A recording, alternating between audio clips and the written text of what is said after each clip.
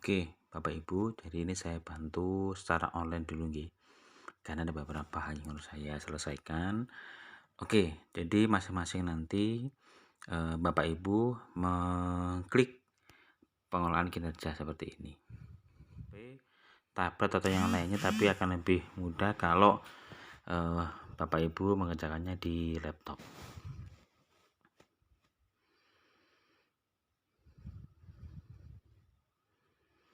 Kita periksa dulu. Nah, kemarin sudah saya coba untuk akunnya Bu Retno. Kita akan coba cek dulu. Nah, nanti ini disamakan aja Bapak Ibu sekalian. Jadi ada beberapa bagian. Di antaranya utama adalah hasil kerja utama, hasil kerja tambahan, perilaku kerja, dan juga persetujuan. Oke, di dalam rencana hasil kerja ini, panjenengan diharapkan harus mengisi total itu ada 32 poin, gitu ya. Di sini 32 poinnya. Ini 32 poinnya gitu ya. Nah, kemudian dari situ nanti panjenengan mengisinya begini. Di bagian hasil kerja utama ini ada beberapa yang pertama harus kita isi karena ini kan tergantung dari rapor pendidikan. Maka yang perlu difokuskan adalah penerapan disiplin positif, maka kita pilih penerapan disiplin positif semuanya. Semuanya saja disamakan. Mulai dari kelas 1 sampai kelas 6, PJOK sama PAI. Kemudian yang kedua ini ada pilihannya Bapak dan Ibu. Oke. Setiap yang panjenengan pilih itu masing-masing ada konsekuensinya. Panjenengan nanti harus melampirkan sertifikatnya, harus melampirkan surat tugasnya, harus melampirkan beberapa persyaratan untuk digunakan digunakan untuk melengkapi persyaratan dari masing-masing rencana hasil kerja gitu ya. Nah, untuk sertifikat ini karena kita pilih yang mudah saja dan kita masing-masing punya akunnya, maka kita akan pilih yang ini. Meningkatnya kompetensi melalui peran sebagai peserta pelatihan mandiri sesuai model kompetensi guru kepala sekolah dan atau pengawas sekolah. Ini nilainya 8 poin Bapak dan Ibu. Ya. Nah, nanti di bagian barnya ini nanti panjenengan pilih klik satu aja di sini. Klik satu. Nah, kemudian nanti panjenengan klik tambah. Di dalam di kolom bagian bawah itu ada kolom tambah, maka panjenengan tambahkan lagi sampai itu nanti ada kegiatannya. Ada 4 kegiatan di sini. Kegiatannya ada 4. Jadi panjenengan nanti mengisinya 4 kali. Jadi ada rencana hasil kerjanya yang pertama, kemudian jangan tambah lagi, rencana hasil kerja juga sama lagi, PMM, yang ketiga juga PMM, yang keempat juga PMM. Sampai nanti target kuantitasnya ada 4 kegiatan. Kemudian poinnya ini ada 32.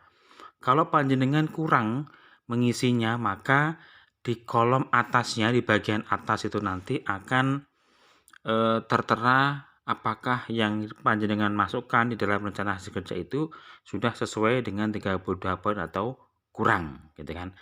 Nanti kalau sudah klop hasilnya 32 poin, maka akan tertulis di atas itu di bagian barnya itu 32 poin. Sudah ya, ini untuk yang hasil kerja utama. Kemudian kita akan lanjut ke hasil kerja tambahan. Oke. Kemudian yang kedua, di bagian hasil kerja tambahan ini ada tugas tambahan opsional gitu ya.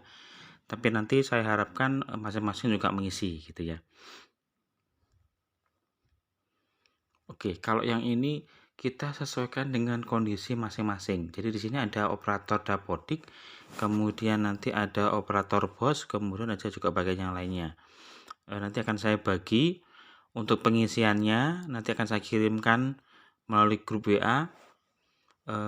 Misalkan kalau yang ini ya, Bu Retno kan sebagai operator dapodik, maka nanti Bu Retno hanya mengisi tambahannya sebagai operator dapodik. Seperti Bu Ike operator BOS, maka nanti tugas tambahnya adalah operator BOS. Di sini ada. Nah, panjenengan harus betul-betul membaca betul, kita tingkatkan literasi Bapak Ibu, karena ini berlaku di tingkat SMP, SD, SMP, SMA, SMK. Jadi jangan sampai kita keliru dalam kita memilihnya. Ingat, apa yang panjenengan klik di situ, maka itu mengandung ranah konsekuensi. Panjenengan harus bisa menyertakan bukti-bukti kalau panjenengan sudah mengklik salah satu bagian. Misalkan operator dapodik, maka harus ada surat tugas tambahan ke yang bersangkutan sebagai operator dapodik. Oke, kemudian di sini nanti ada juga. Nah, seperti ini. Meningkatnya kinerja satuan pendidikan. Nah, contohnya yang ini. Sebagai bendahara sekolah atau pengelola bantuan operasional sekolah BOS. Ini kan Bu Ike. Nanti Bu Ike pilih yang ini gitu ya. Kemudian nanti akan saya kirimkan lagi yang lebih jelas lagi nanti secara tertulis gitu ya. Nanti siapa bertindak sebagai apa dan sebagainya. Dan nanti panjenengan milih itu. Oke.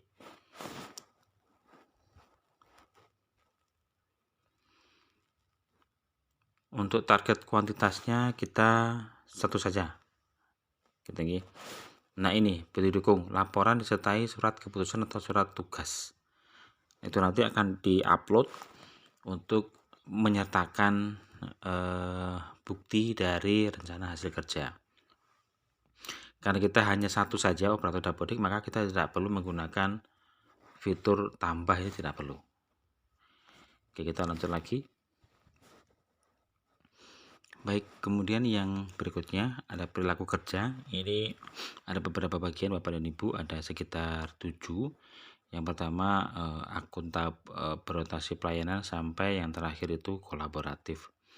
Nah, pengisiannya jangan samakan saja semuanya gitu nggih. Untuk yang berorientasi pelayanan itu apa perilaku yang paling Anda inginkan fokus di tahun ini gitu kan. Ini kata pelakunya bersifat ramah kepada peserta didik, ini ya, jangan sampaikan aja. Kemudian bagaimana cara menerapkannya, mengucapkan salam dan sapa dengan sikap ramah, ini pun juga pilihan Bapak dan Ibu. Tapi disampaikan saja, karena ini kita fokusnya adalah ke rapor pendidikan. Berarti otomatis semua pendidik harus menyamakan, karena kita masih ada yang kurang di situ, gitu ya. Kemudian di akuntabel juga sama, nanti silahkan disamakan saja semuanya seperti ini.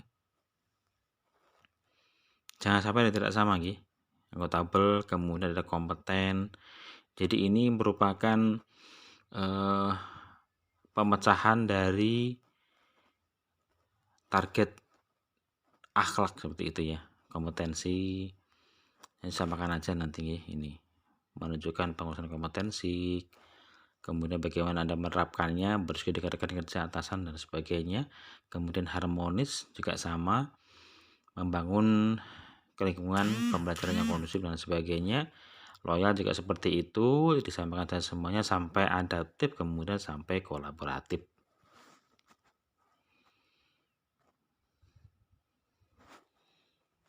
Baik, yang terakhir Bapak dan Ibu, jadi di persetujuan ini adalah rangkuman penyesuaian yang sudah diisikan mulai dari hasil kerja utama, hasil kerja tambahan, dan juga perilaku kerja.